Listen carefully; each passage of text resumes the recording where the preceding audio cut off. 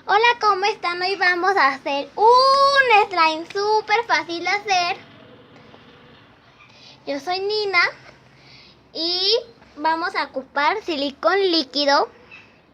Este es el silicón líquido que yo estoy ocupando.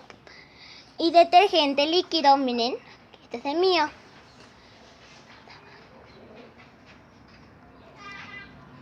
Okay. Aquí agregaremos el silicón líquido.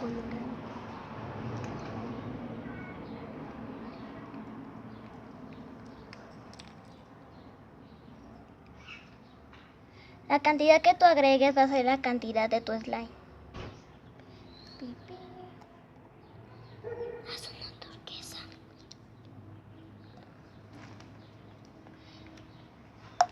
Y ahora voy a agregar el detergente. Y si tú quieres o no quieres, lo puedes agregar colorantes. Yo en este caso yo lo voy a hacer de color azul. Miren. Ya que haya tomado un pedacito, aquí está, y vamos a revolver.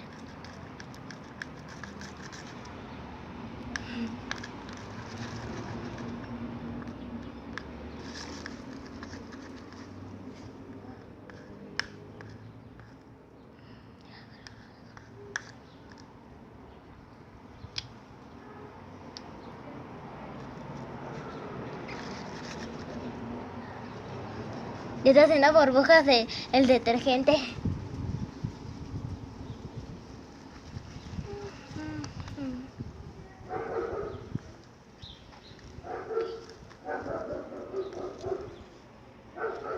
Ahora lo voy a tomar con mis manos para amasarlo.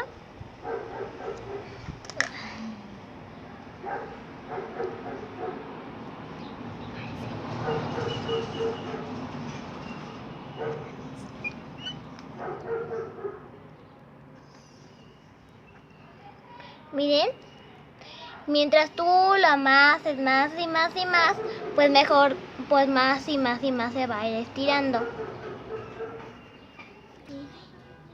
Miren, después de que esté amasando y amasando y amasando, pues así fue como me quedó.